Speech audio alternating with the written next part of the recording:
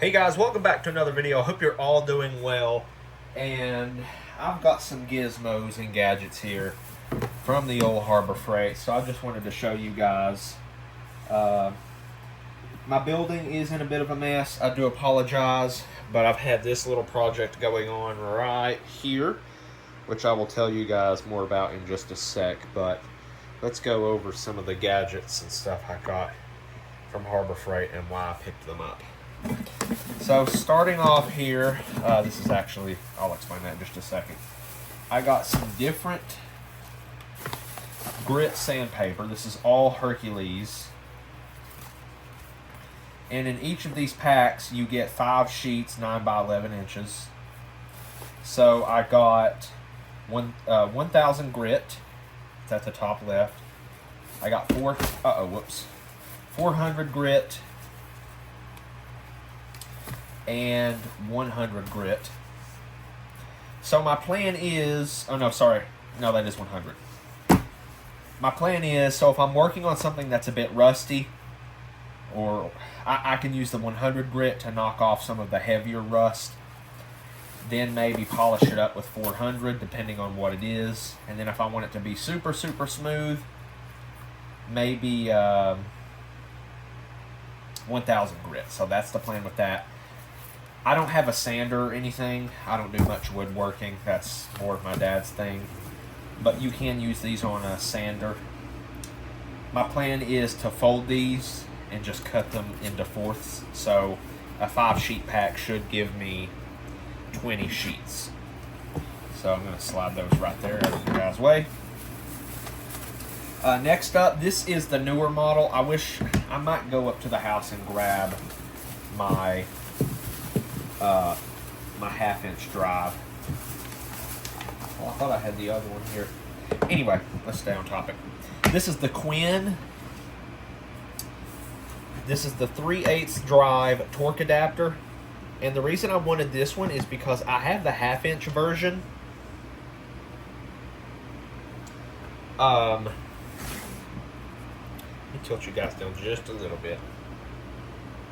I have the 1/2-inch version, but I like to use these because in multiple tests that I've seen, they are pretty accurate. I think it's like 2%. And I wanted something I could just directly attach my ratchets to, which are right here. I have a video on the channel going over all of these ratchets, I believe, and some of my 1/4-inch. But these are all 3/8 ratchets that I could just directly attach to the torque adapter and not have to use adapters like this right here. You know, like a set like this, all these different adapters, and not have to adapt a 1/2-inch drive torque wrench to my adapter to make sure. I do have, this is my 1/2-inch Tecton torque wrench that I decided to hold on to because it does go all the way down to 10 foot-pounds. But at those lower torques, anything under like 20 foot-pounds, you have to be careful with this 1/2-inch drive torque wrench. But other than that, it's pretty accurate. I do have a 3/8-inch drive Cobalt torque wrench, which I really like because it has the quick adjust collar. So you just pull down on the collar and adjust your handle for the torque. But this one only goes down to 20 foot-pounds. And with the lawnmower I just showed you guys, I wanted to properly torque the spark plug, which is 15 foot-pounds. And so I didn't have a torque wrench that went that low. So I was able to use my 1/2-inch drive Quinn torque adapter. It's the older model. The screen's not as bright as this one. And this one, all of the newer models, the 1/2-inch drive is like this. It's backlit, much bigger numbers, which for someone like me, it's easier to see. The buttons are much larger, much more friendly to people with big thumbs like me. So this one is 5.9 foot-pounds all the way up to 59. So that will cover a lot of lighter duty applications. I think I got it backwards. Yeah, there we go. So there's that, and I can just attach any of my ratchets to it. Putty knife, I'll show you guys. I think I left my other one out of my bag. I got two different ones. Let me go up there, and I'll also bring down the older style torque adapter and show you guys. Okay, so I went and got my other putty knife, and here is the older model Quinn torque adapter. This one's the 1/2 inch before they moved to the newer style. So as you can see, that one has a much smaller display. See if I can get you guys up close. The older one has a much smaller display. The buttons are so much smaller on the older one, and it doesn't even light up. I think I've had it for a couple of years, but the newer one's just so much nicer. They make this in the 3/8, the 1/2 inch, and a 3/4 inch drive. So just a lot better. I'm still going to hang on to my the 1/2 inch drive, and I don't know if any of the newer ones come with these little adapters here, but it doesn't really matter. So I'm going to hold on to that one. Like I said, with this one I can just attach any of my ratchets to it. I always put that in there backwards. Or do I? Jesus. User error. Okay, so with the mower right here I was showing you guys, I cleaned the deck out for my friend, and so my dad's always done it this way, so, and it works pretty well. This is just like a putty knife and like a trowel, and so I decided I'll just get my own putty knives. They're not too expensive. They have really nice handles. This is the Quinn model. I already peeled the stickers off of this one, but they feel really nice, good and sturdy. I mean, I'll use them for just about anything, but that I come across that I think I could use them for. This one I still have the sticker on. This is the 2-inch putty knife. There's a look at that one. It has a different style handle. It's more kind of flat, like that, whereas the other one's more of a rounded style handle. But really nice. I'll have to find somewhere to put these in here. Set those to the side. Okay, so the next thing I got here that I felt like would have come in handy when I was working on the mower, this is like a wire brush and wire wheel set that you can put into a drill. So that will help kind of, knock some crusty rusties off of whatever I'm working on.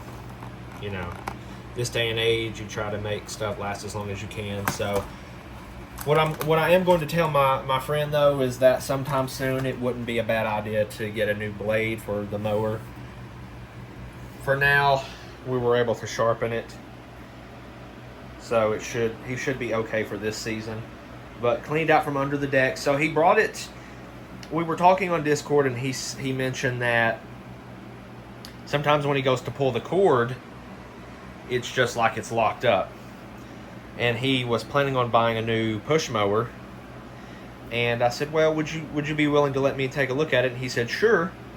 So, and I'm not the best small engine person. I can't like rebuild an engine. But, I know my way around. I know, I guess, more than the average person. So, what I did was, the first thing I try to do is replicate the problem before I do any work. That goes for computers too on my technology channel. And I wasn't able to replicate the problem. So I went ahead and just pulled the spark plug. It was jet black. I'll show you guys in just a second. I think I have it over there behind that fan. The air filter was super dirty. And so I told him about that, and he gave me the green light to replace those. Not a bad idea. And so let's take a look at those. I believe I have them over here in a bag ready to give to him. Yes, here we go. So let's go over here.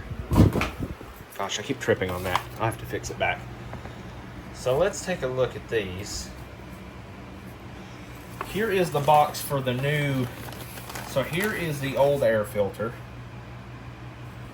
There's a look at that. Just pretty dirty. It was dirtier than that, but until I was able to go get a new one, I sprayed with my air compressor on a low PSI, sprayed off what I could, but it's pretty dirty. And I went ahead and put the new box to the new air filter in here, and inside of that, that's the box to the new spark plug. That was a hard one to find locally, but O'Reilly had it, of all places. And here is the old spark plug. It was just really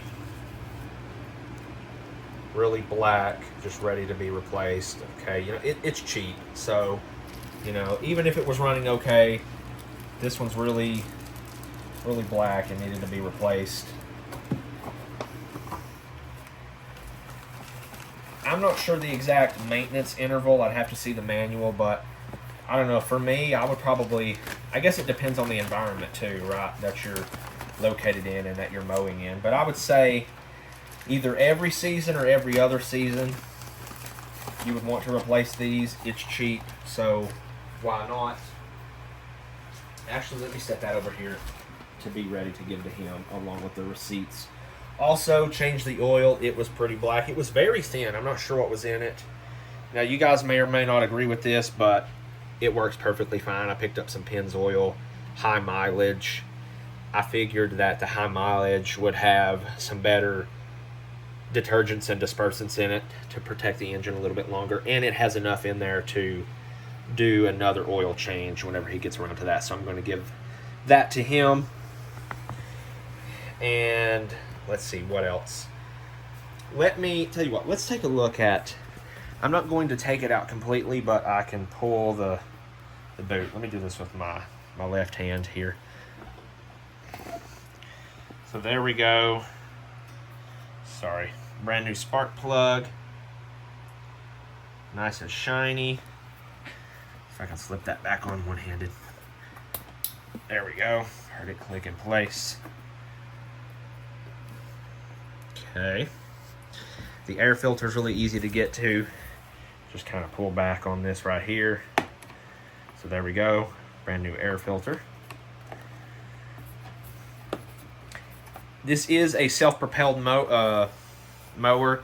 There's the engine. It's the Briggs & Stratton 625 EXI. Self-propelled. And I was actually only able to, after I'd done all this work, I used it to mow just a little bit, just to verify, to make sure it's working when it leaves my possession. I was only able to replicate it once, but that was like,